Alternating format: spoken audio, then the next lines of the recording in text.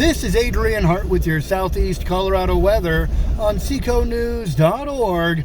You can find us on YouTube, Facebook, and of course on seconews.org.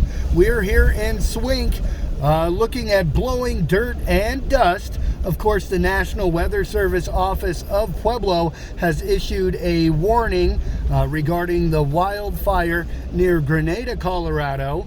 Of course, cautioning residents, if instructed to evacuate, to follow those evacuation orders. All of southeast Colorado currently under a little duress from the high winds, gusting and blowing dirt and dust. And if you guys can stay indoors tonight and off the roads, do avoid travel if possible and stay out of this terrible wind and blowing dirt.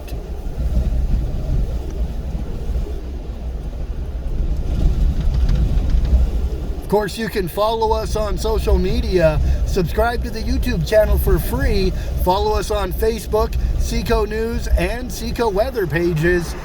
I'm Adrian Hart with your Southeast Colorado weather on seconews.org.